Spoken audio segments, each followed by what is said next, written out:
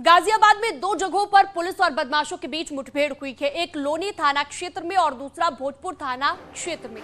लोनी थाना में हुई मुठभेड़ में दो बदमाश घायल हुए हैं। इन बदमाशों ने सोमवार रात को लोनी बॉर्डर इलाके में दिल्ली पुलिस के रिटायर्ड दरोगा जयवीर सिंह की गोली मारकर हत्या कर दी थी। पुलिस इस मामले में बदमाशों को तलाश कर रही थी।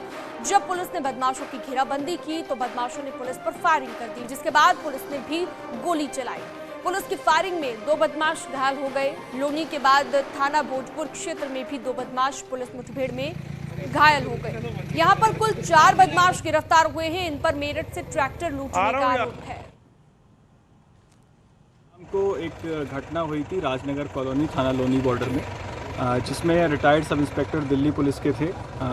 उनकी जयवीर सिंह जी, उनकी हत्या कर दी थी कुछ लोगों ने। उनके घर में आए थे, पहले वहाँ कुछ लड़ाई झगड़ा हुआ था। उसके उपरांत वो लोग वहाँ पर आए और कई लड़के वहाँ पर पहुँचे और उनके चेहरे पर, उनके जबड़े पर गोली मारी, जिससे उनकी अस्पताल में उनकी मृत्यु हो गई थी। उसी प्रकरण में लगातार हमारी टीमें काम कर रही थी कल रात से, थाने की टीम और एसओजी देहात, और इसमें बहुत ही अच्छी सफलता प्राप्त की है।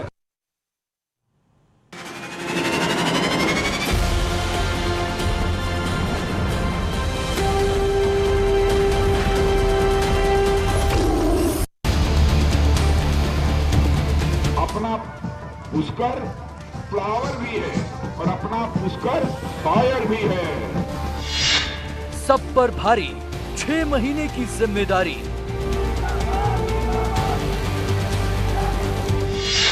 काम को सम्मान, पुष्कर को कमान। पुष्कर सुनकर कांग्रेस के लोग समझते हैं कि यह पुष्कर तो फ्लावर है, फूल है, लेकिन मैं कांग्रेस के दोस्तों को बताना चाहता हूं, अपना पुष्कर फ्लावर भी है और अपना पुष्कर फायर भी है। हार कर जीतने वाले बाजीगर पुष्कर। मैं सबका धन्यवाद करता हूं, उत्तराखंड की देवतुल्य जनता का, हमारे सभी राष्ट्रीय नेतृत्व का, माननीय प्रधानमंत्री जी का। विकास के लिए नामी, खाकर थामी। पहाड़ पर फिर पुष्कर सरकार।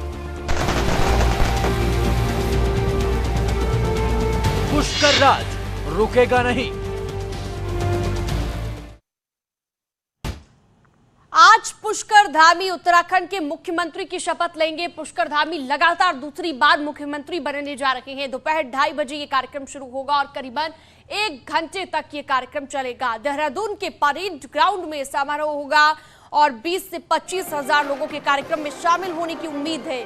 प्रधानमंत्री नरेंद्र मोदी भी पुष्कर धामी के शपथ ग्रहण समारोह में शामिल होंगे। साथ ही यूपी के सीएम योगी आदित्यनाथ भी देहरादून पहुंचेंगे और कार्यक्रम में शामिल होंगे। इसके अलावा राजनाथ सिंह, अमित शाह, जेपी नड्डा के साथ कई वीवीआईपी शपथ समारोह में शिरकत करेंगे और इसी समारोह में सभी मंत्रियों की भी शपथ लेने की संभावना है।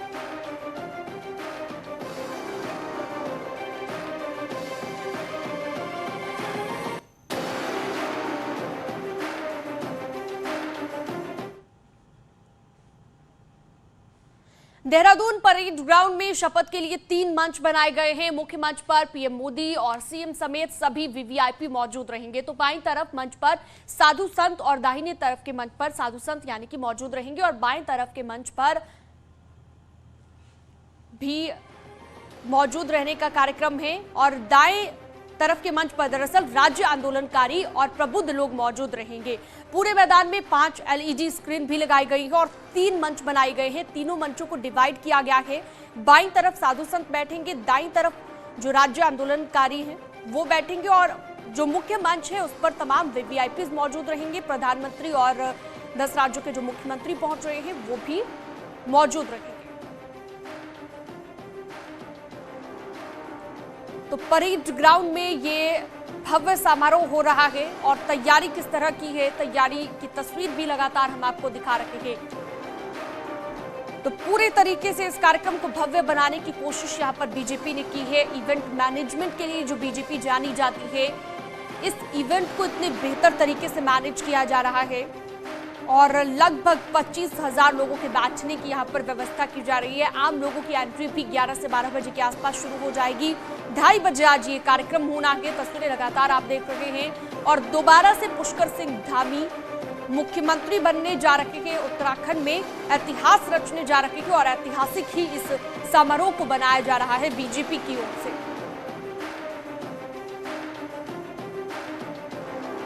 तो कहा यह जा रहा है कि जो तमाम कैबिनेट के मंत्री रहेंगे वो भी शपथ इसी दौरान लेंगे, लेकिन अभी तक पूरे तरीके से स्थिति साफ नहीं हो पाई है। प्रधानमंत्री मोदी का मिनट टू मिनट प्रोग्राम अब आपको बता देते हैं कि 1:30 बजे से पहले 1:05 पर दिल्ली से देहरादून के लिए रवाना होंगे, 2:15 पर देहरादून के परेड ग्राउंड में पहुंचेंगे, 2:40 पर शपथ ग्रहण समारोह में शामिल होंगे। करीब 1 घंटे तक यहां पर प्रधानमंत्री रुकेंगे, 3:50 पर देहरादून से दिल्ली के लिए रवाना होंगे। तो 1 से 1.5 घंटे का ये कार्यक्रम रहने की संभावना जताई जा रही है। और शपथ समारोह में प्रधानमंत्री का क्या स्केड्यूल है, क्या कार्यक्रम है पूरे दिन का, वो हम आपको बता रहे हैं। लगभग 1 से 1.5 घंटा यहां पर प्रधानमंत्री रुकेंगे। आज शपथ ग्रहण से पहले कार्यवाहक सीएम पुष्कर सिंह धामी ने ट्वीट भी किया है। ट्वीट में क्या लिखा है वो आपको बता देते हैं। विश्व के सर्वाधिक लोकप्रिय नेता माननीय प्रधानमंत्री नरेंद्र मोदी जी का देवभूमि उत्तराखंड आगमन पर हार्दिक स्वागत एवं अभिनंदन। ये पुष्कर सिंह धामी ने आज ट्वीट किया है। कार्यवाहक मुख्यमंत्री उत्तराखंड के जो आज शपथ ग्रहण करने वाले हैं 12वें मुख्यमंत्री के रूप में। तो उत्तराखंड की भूमि पर आगमन को लेकर ये ट्वीट किया है। प्रधानमंत्री आज पहुंचने वाले हैं।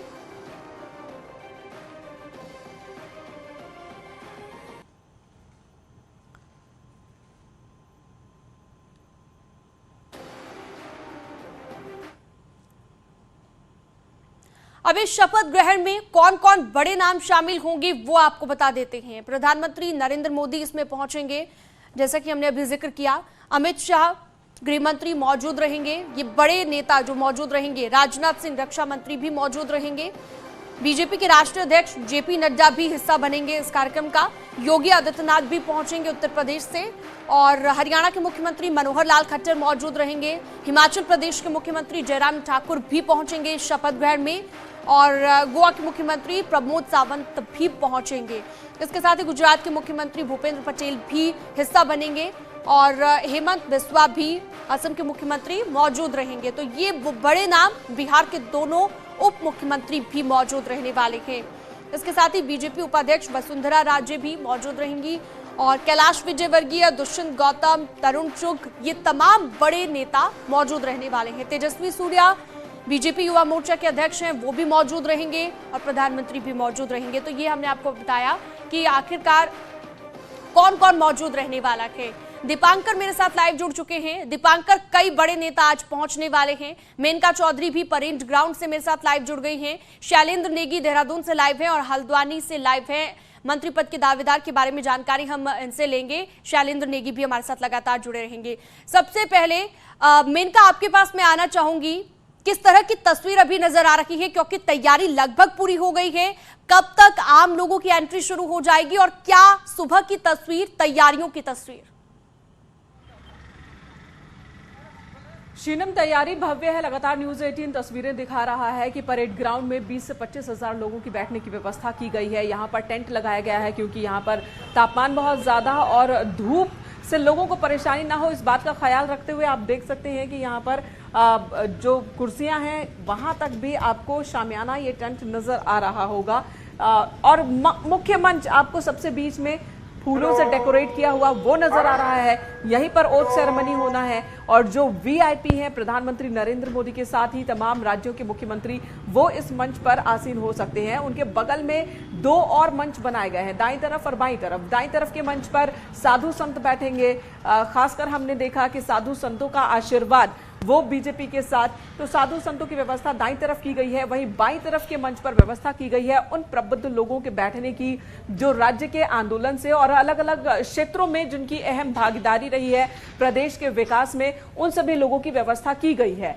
20 से 25 हजार आम लोगों के बैठने की व्यवस्था की गई है लगभग 12 बजे के आसपास। और ये देखिए, सुरक्षा सुरक्षा चेकिंग इस वक्त तेज कर दी गई है क्योंकि अब कार्यक्रम का वक्त नजदीक आ रहा है। डॉग स्क्वाड की टीम यहां पर मौजूद है और उस टीम से पूरा सैनिटाइज किया जा रहा है। इस पूरे एरिया को सैनिटाइज किया जा रहा है। ये प्रोसेस होता है जब भी कोई वीआईपी वीवीआईपी मेहमान पहुंचने वाले होते हैं तो उससे पहले ये सारा डेकोरम पूरा किया जाना होता है, प्रक्रिया को पूरा किया जाना होता है। खासकर प्रधानमंत्री नरेंद्र मोदी की मौजूदगी, एसपीजी सुरक्षा उनकी, और एसपीजी कुछ घंटे पहले अपनी कस्टडी में पूरे एरिया को ले लेगा। लेकिन उससे पहले जो यहाँ की पुलिस है वो इस वक्त सुरक्षा में लगे हुए हैं। एक एक पॉइंट पर चेकिंग हो रही है। चेकिंग पॉइंट्स भी बनाए गए हैं। ये भी मैं चाहूंगी कि कैमरा पर्सन दिखाएं।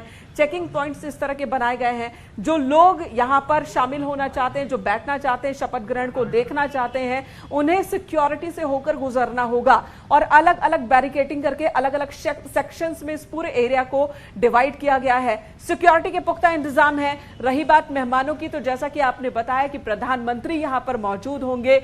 देवभूमि से, उत्तराखंड से प्रधानमंत्री का जो लगाव है, प्यार है, वो जग जाहिर है। यहां वो प्रधानमंत्री बनने से पहले भी आते रहे हैं और देवभूमि से, उत्तराखंड से अपने संबंधों को यहां की जनता के सामने रखते रहे हैं, प्यार को रखते रहे हैं। बिल्कुल। और प्रधानमंत्री के आज पहुंचने से पहले पुष्कर धामी ने एक ट्वीट भी किया है जो हमने दर्शकों को दिखाया था। मेनका बने रहिए हमारे साथ।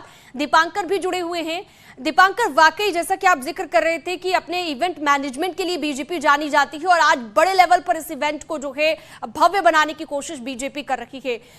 अभी हम तैयारियों का जैसा कि जिक्र कर रहे थे, लेकिन खबर ये भी मिल रही है कि आज मंत्री पद के जो दावेदार थे, यानी कि जो मंत्री बनाए जाएंगे, वो भी शपथ ग्रहण कर सकते हैं।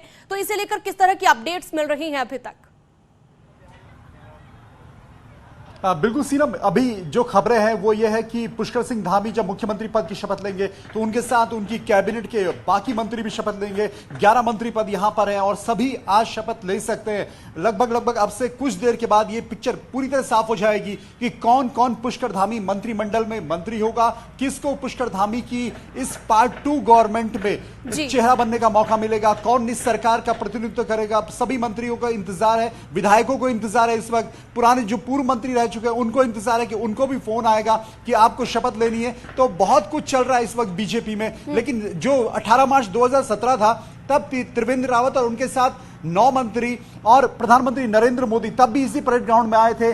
आज 23 मार्च 2022, 5 साल में बहुत कुछ बदला बीजेपी में। लेकिन जो बात बीजेपी जिस बात पर अडिग रही और बीजेपी का जिस बात पर भरोसा पूरी तरह कायम रहा, वो बात यह कि प्रधानमंत्री नरेंद्र मोदी के नाम पर उत्तराखंड की जनता भरोसा करती है, बीजेपी पर जनता भरोसा करती है और वो बीजेपी को जनता ने उस भरोसे पर 47 सीट जिताकर भी दी। और आज पुष्कर सिंह धामी अब यहां पर मुख्यमंत्री पद की शपथ लेंगे तो उनके मंत्रिमंडल में जाहिर तौर पर चाहे युवा हो, महिला हो, चाहे सीनियर विधायक हो, कई चीजों का ध्यान रखा जाएगा, हर वर्ग का ध्यान यहां पर रखा जाएगा। मंत्री पद के दावेदारों के बारे में भी हम बात करेंगे। शैलेंद्र नेगी हमारे साथ जुड़े हुए हैं हल्द्वानी से।